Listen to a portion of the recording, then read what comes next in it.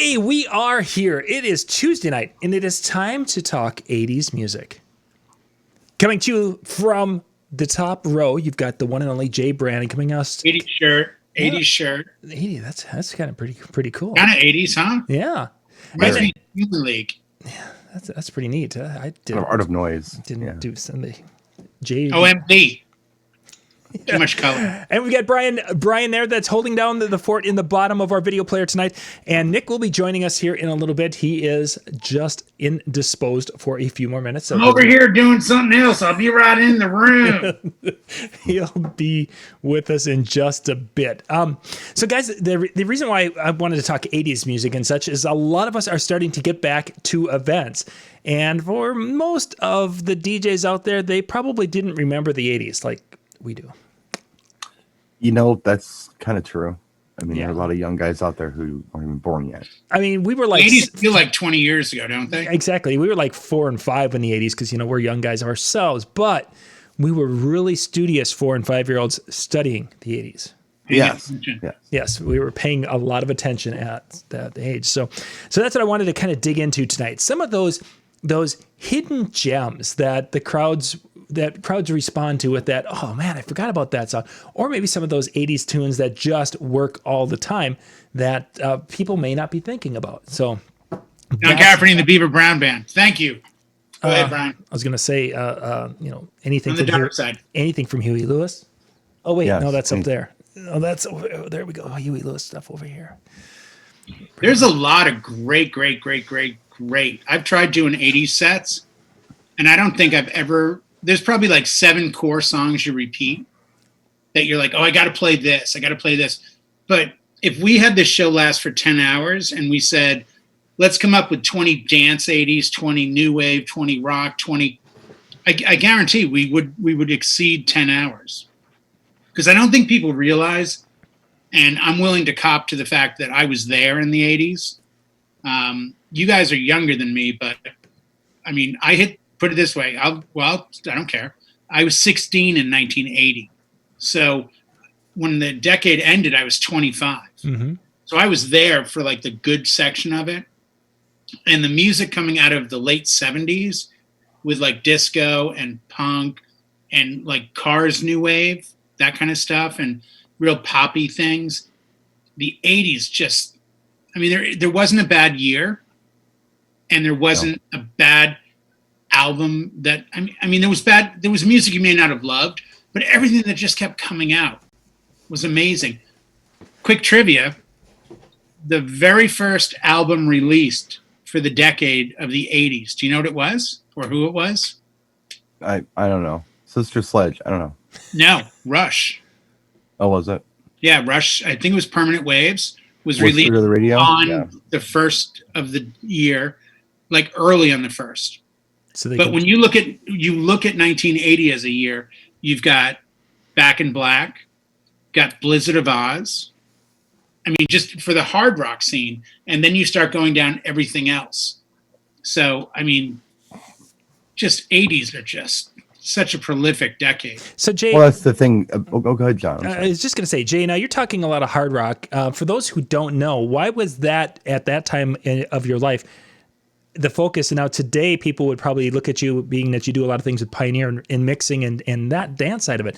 What was different back then for you that made that rock your thing? In a nutshell, I went from that liking all the poppy stuff of the 70s and, towards the late 70s, falling into the bands that I started looking more, at guitars. Mm-hmm.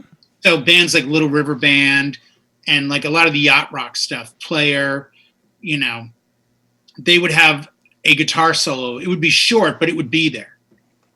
And then as we got into the 80s, I got, and the progression at my period of time was you're into Elton John and Billy Joel and James Taylor. And then one day someone plays you a Kiss song. And then you see double live Kiss or a live 2. And you open it up and you're like, whoa, what is this? And that's when the metal started and the hard rock started. But what he was getting at is you also used to play. Oh, you do play. Yeah, I play guitar. And at the time, those were very guitar-driven bands. And there was a lot of them. Mm-hmm. You had the 64, British Invasion, Beatles coming over, the Ed Sullivan Show, and you had a whole generation that jumped on. I think that can be said the same with something like Van Halen. Van Halen came out in 79? No. 78. 77 or 78. Yeah. Yeah, 78. Because it came out when I was in high school. And it was close to 79. I'm going to look this one up eventually. You look it up. It is not 79. And it wasn't, but not 77. I'm saying 78 then. But it was just, it started the decade off with the hard stuff. Plus, we all still play AC/DC. I don't think people realize that album was huge then and even bigger in a way because we didn't have anything but MTV. That was just starting out. So you were getting that, like, what's this video? What's 78. This? Yeah, okay. I'm always this close, Brian. That's why you're here.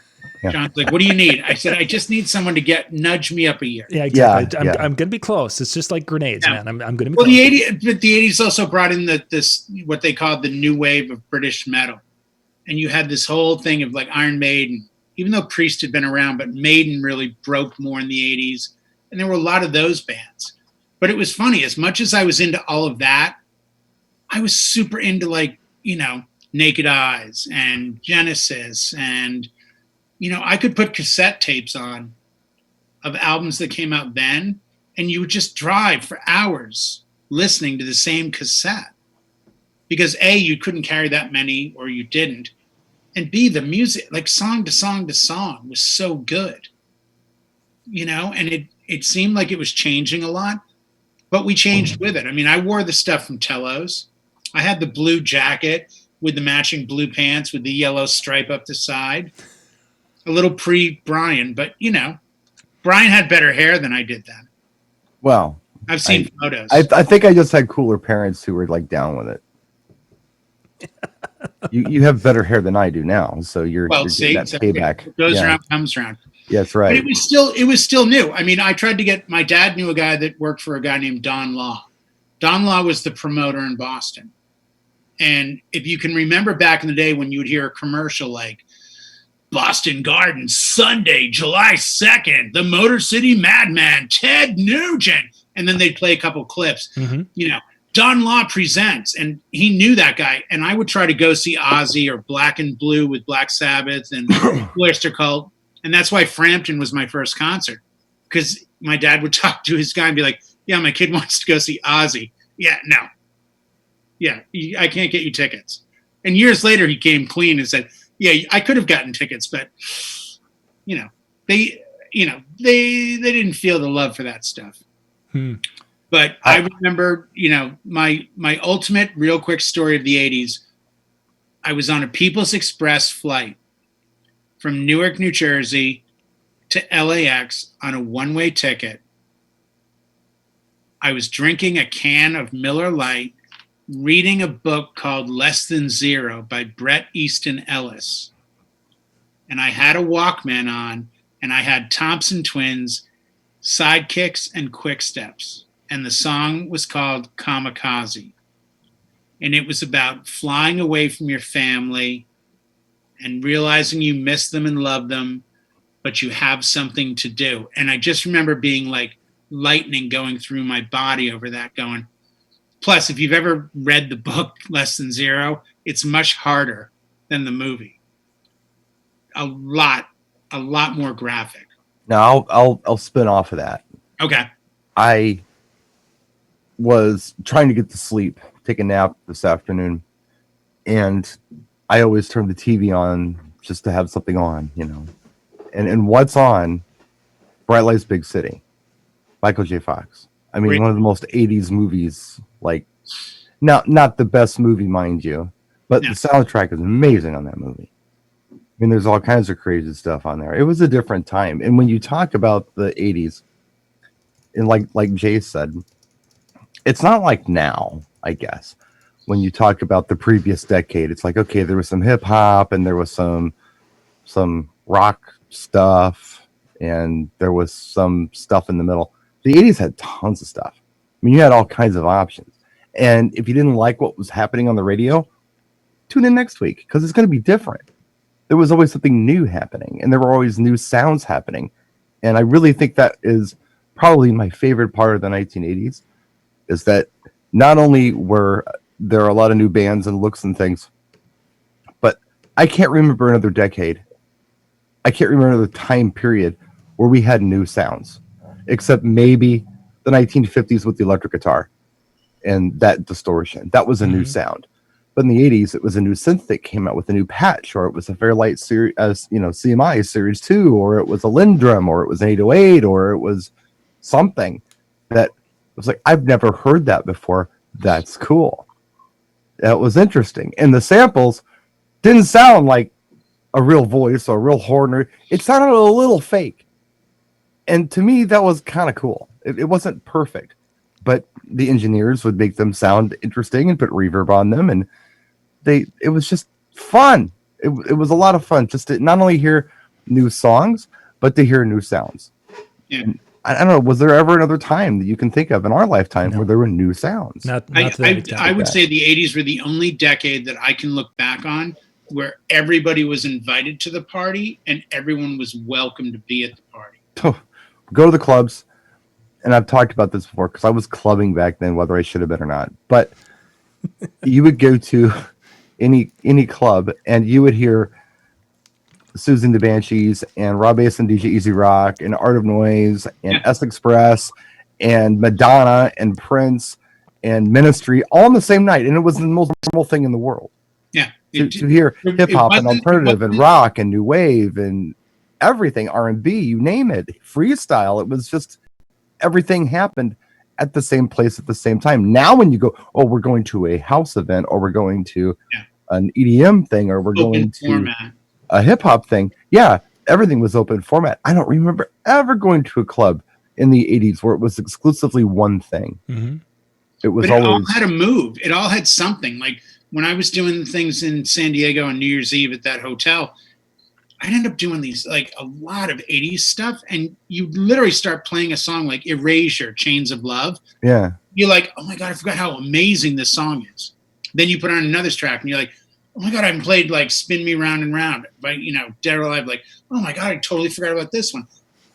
The 90s ushered in your grunge or your sad or your rock or, there were still movements underground.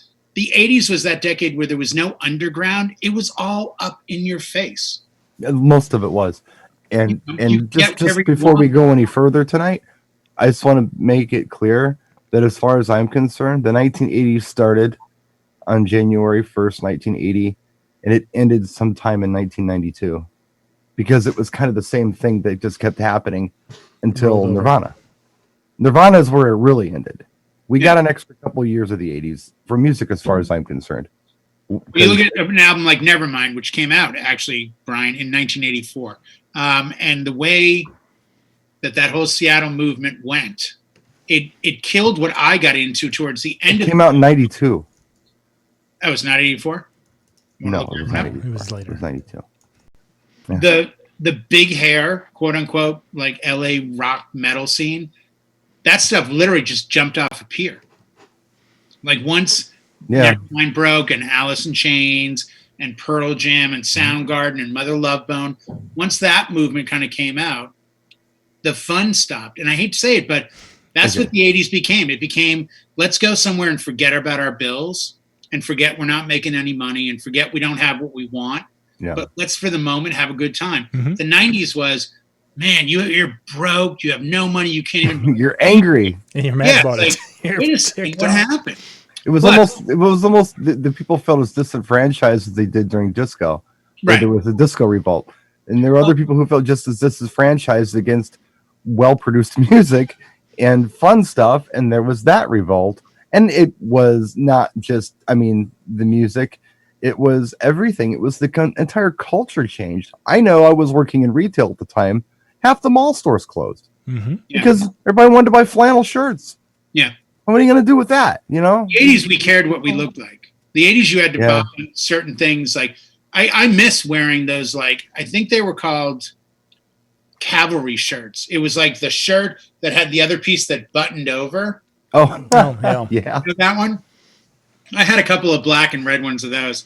But, you know, we all kind of joined in. Now, it could very well be the age I was at the same time. Yeah. But when I watch people today, yeah, they have uniforms. You know, it's this T-shirt and these shorts, or it's these jeans and that shirt. You know, we went through the whole True Religion and the jeans with the stuff on 10 years ago, and you had to wear an Ed Hardy shirt.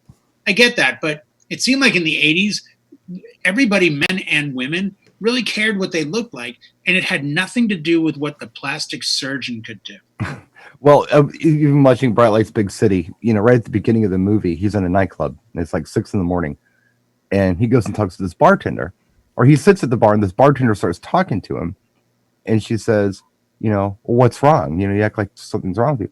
And you look at her, and you could run into this bartender today, and you would be like, okay, this looks like a person from today. She had her head shaved, and she had her makeup on in a certain way. And it was just like, that was the 80s. Anything went. Yeah. And things were actually shocking back then. Where now it's like not a shock to see a tattoo, and it's not a shock to see a woman with a shaved head, but it was happening then. Mm-hmm. Right. And it wasn't a big, you know, it was that's where it all started, man. They did everything. Yeah. And that's probably what happened with Nirvana and the flannels and stuff. So since we're about 20 minutes into the show, John, you want to talk some music? Yeah, we should probably, you know, get to it a little bit. But really, you know, we're talking music, but you're setting things up a little bit. Very much setting things up. And that conversation, because for those who didn't experience that or didn't know, and a lot of you aren't going to be able to follow the chat later if you're watching this after things, you know, people are just reflecting on the fun, you know, the same things that Brian and Jay have been talking about, is that there was a lot of fun music and it was a fun time. And the part that you're talking about where it was a distraction from, it was hey, life isn't the greatest as it could be, but you know what, we're going to sing songs, you know, fun songs of hopefulness or whatever. Those were more prevalent then. It was kind of the same thing with disco. I mean, from what I understand, you had, you know, the whole Vietnam War thing going, and it was heavy, and then when that was kind of over with, people were like, I need a break. Mm-hmm. So that was disco. Right. And they could dance. They could get away and dance. Yeah. And that never really stopped. No. It just changed. So they went from disco to urban cowboy back to new wave and mainstream stuff. So, but don't you agree that when I saw Saturday Night Fever, there were moves. It was choreographed. And I can remember in the 70s, when PBS had a show, how to dance disco. Yeah. And they would have guys like, check it out. And they'd have the tight pants and the low cut shirt. And they'd be doing these movements looking at the camera. And I'm like, wow, I can't do any of this. So I can't dance at a party like in, you know, middle school, the disco. What am I going to do? Then the 80s hit. And I'm like, oh, I can totally do this. It was a pogo. You know, the kind of. But I just do this off the punk thing. Every club, and it didn't matter. No one looked sideways at you, or you could jump up and down like you were doing mogul ski. No, you saw a lot of choreography in the music videos, right? But not on the dance club. You didn't see it at the club. It wasn't Soul Train. It wasn't. Oh my God, I'm intimidated. That's, you know, it's like if you go to a wedding or a party and somebody can dance salsa and they suddenly break the floor and they come out and do a routine. That's the biggest. I'm never dancing here again. Well, salsa's more spontaneous than you might think. No. But out here, I get it all the time where I'm like, hey, could you play the song? My girlfriend and I are salsa instructors, and we want to do a set. I'm like, no, I can't. Because you're going to intimidate everyone. They're not going to want to dance. Or we want some swing, and they go out and do that whole dance. Right, and they're that couple that's been like planning this stare like this, but they can do it. It's like, get off the floor. It's very mechanical. And I hate that. Yeah. No, the 80s were, it didn't matter what came on. You never felt you didn't fit in. And I'm saying, no, anybody could jump in and do it. Everybody fit in. You, just like Brian said, you went to a bar, a club, there was a DJ, there was a band, whatever the case was, the music was pulsating. Everything was happening. And you looked forward to it. Concerts were different. I saw Thompson Twins with Berlin open, 6,000 people on the Boston Commons, open air on like a July night that still I look back on and just go, oh, and that was like 86. oh my God, what an amazing night.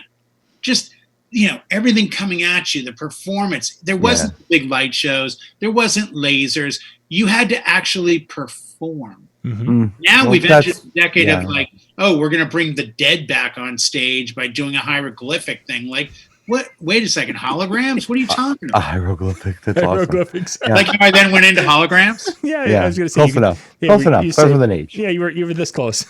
1987. We both talked about what else Jay was doing in the 80s where he confused hieroglyphics with holograms. Yeah, well, that was I had a great time, man. I have no regrets. Yeah.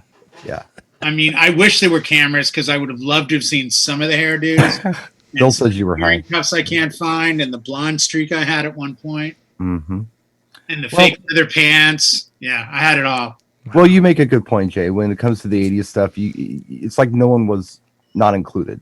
I think everyone was included. I think they were. Unless you were just a bitter person, you were included. And I can't even the angst-filled rockers had something, and it was their thing, and they might have dissed Wham and everything else, because they were into Judas Priest and Ozzy, but it doesn't matter.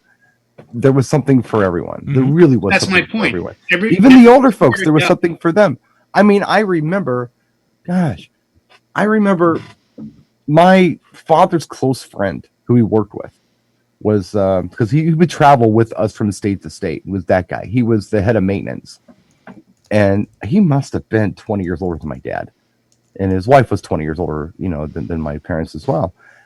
And so they were probably in their 50s or 60s, and they were old 50s and 60s. Like it was different back then. If you kids don't know, people back then aged differently than they do now, or maybe I just think they did. But they looked like old people. Right. Women did not dye their hair back then. Mm-hmm. They would go to the parlor and get it set for the week when they were like in their late 40s. That's just how the toilet paper on it and stuff. Yeah. So it was